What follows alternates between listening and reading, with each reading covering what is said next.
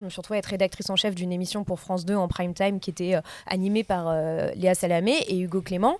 Et en fait, j'ai vu dans tout le processus de préparation qu'à chaque fois qu'on essayait justement de parler un peu de sujets de fond, qu'on essayait de remettre en question la croissance économique et de dire en fait voilà, que la croissance était incompatible avec les limites planétaires parce que c'est une émission sur les arbres, en fait, c'était très très compliqué. Et le but, c'était de se dire, en fait, il faut qu'on ait des humoristes, il faut qu'il se passe tout le temps quelque chose à l'écran. Ça, c'est vraiment aussi un truc de la télé, c'est que vraiment toutes les 2 secondes, il faut qu'il se passe quelque chose.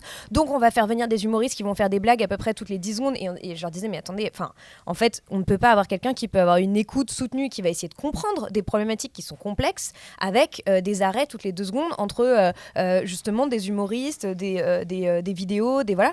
Et en fait, finalement, le problème, et je pense que c'est dans énormément de dire, il y a un tel truc de l'audience, de se dire, en fait, notre but premier, c'est de faire de l'audience parce qu'on est en fait un business en quelque sorte. Et donc, on va tout faire pour, jusqu'à en fait fantasmer aussi une opinion publique. Enfin, Pierre Bourdieu disait l'opinion publique n'existe pas, mais c'est assez fascinant de voir en fait le nombre de journalistes qui pensent savoir ce que les gens veulent. Et ça n'a aucun sens. Et je pense qu'on devrait toutes et tous, beaucoup, et surtout les journalistes qui réfléchissent comme ça, beaucoup plus travailler sur la sociologie en fait, de comprendre exactement quel est l'état de l'opinion publique aujourd'hui et arrêter de dire c'est ce que les gens veulent, c'est ce que les gens veulent, parce que en fait c'est pour la plupart du temps faux. Et on sait que la plupart des journalistes aussi, du fait de leur sociologie, sont très déconnectés en fait de toute façon des Français, quoi.